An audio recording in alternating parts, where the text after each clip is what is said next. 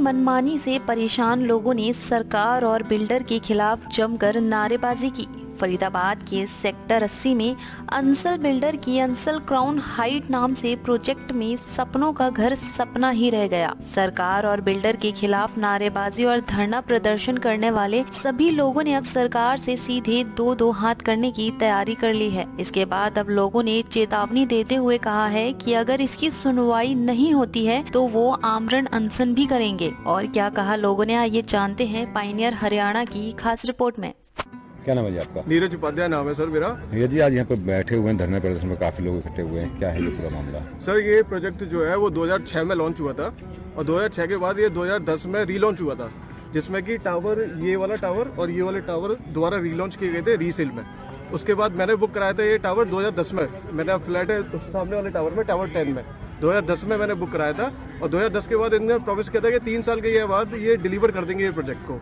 लेकिन 3 साल के तो क्या, आज हम 2023 में बैठे हैं और 2010 का बुक किया हुआ फ्लैट आज तक देखो आप किस कंडीशन में है।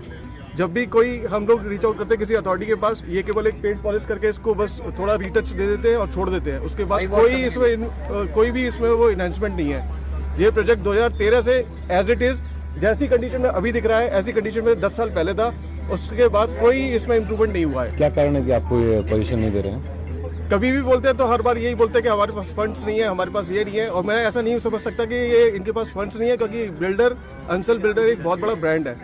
अगर वो ऐसी चीज़ें आके बोलता है तो उससे हमें बिल्कुल यकीन नहीं होता कि वो ऐसी बातें बोल रहा है और क्यों बोल रहा है। और कभी भी हमने जब भी अलग अलग अथॉरिटीज़ को रीच आउट किया, हमने पुलिस को भी रीच आउट किया, वहाँ से कोई सपोर्ट नहीं मिला। हमने कोर्ट को भी रीच आउट किया। हमारा केस एनसीडीआरसी में चल रहा है।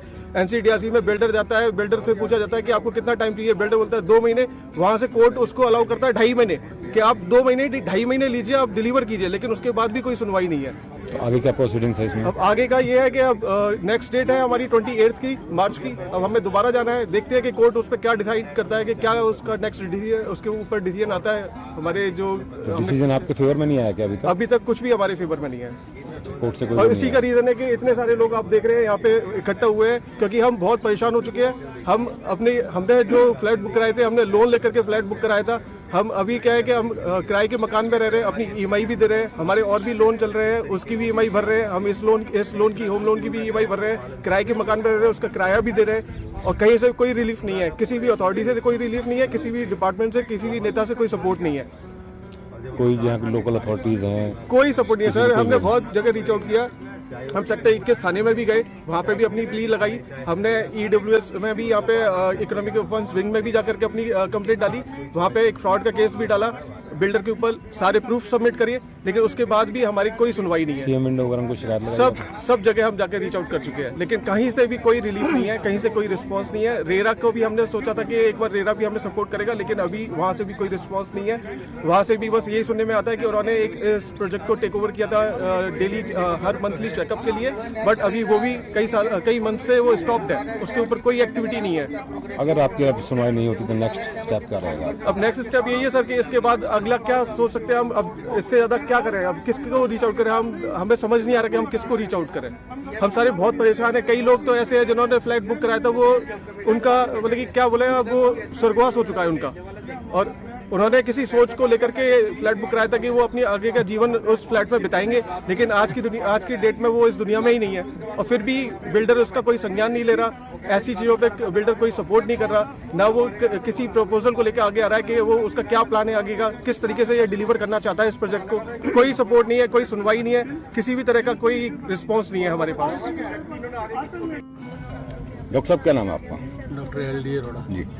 अरोड़ा जी, यहाँ पे आज धरना प्रदर्शन के लिए बैठे हुए हैं, क्या है ये मामला पूरा? मामला ये है कि अब 2011 में इन्होंने प्रॉमिस किया था, पैसे 95% ले चुके हैं और अभी तक ये फ्लैट्स ये देख रहे हो, इधर 1 मिनट ये दिखाओ ना फोटो। जी ले ली वो। बिल्कुल ये ऐसे के ऐसे खड़े हुए हैं। ये बन के तैयार खड़े हुए हैं, कहते हैं जो अभी तक दे नहीं रहे। 6 साल इसको भी हो गए। अब पैसा लोगों ने कहाँ से पैसे उठा के, उधार लेके, जैसे भी लोन लेके अब ना इनके दिए। एक किस्त भी अगर नहीं जाती थी 24% टैक्स लेते थे, इंटरेस्ट लेते थे, और दिए लोगों ने। अब ये हाल है कि फ्लैट ही नहीं दे रहे। अधिकारियों से या नेताओं से कहीं कुछ मिले? सबसे बात हुई है, सबसे प्रॉमिसेस हैं, मिल जाएंगे। अंसल्स का भी है, वो ये वाला जो है ये वाला लॉट, ये वाला तो इन्होंने प्रॉमिस किया था 4 साल पहले, अभी तक नहीं दिया। तो अंसल जो है इनका पूरा क्या है, कहाँ पर इनका दफ्तर है, कहीं मिले हो इनसे? इनका ऑफिस दिल्ली में है, जाते हैं कोई मिलता नहीं, वहाँ जाते हैं कोई मिलता नहीं। अब जो कार्रवाई है, आप कोर्ट केस भी बता रहे हैं कि जीत गए हैं, सब कुछ हो गया है, उसके बावजूद हाँ, भी नहीं उसके मिल पा रहा है। बावजूद भी अभी वो तारीख पे तारीख तो वही सरकार चल के रहा है। नुमाइंदों से या जो मंत्री हैं उनसे भी कोई गुहार लगाई होगी, तो उनका क्या कहना है? कोर्ट में है केस, वो जो है वो तारीख दे देते हैं, अगली फिर तारीख है, तारीख पे तारीख चल रही है। हम लोगों को फ्लैट्स हमारे मिल नहीं रहे एज प्रॉमिस्ड। 2010 में हमें मिलना चाहिए था, आज इतने साल हो गए हमारे को फ्लैट का कोई नहीं मालूम, कुछ पता नहीं।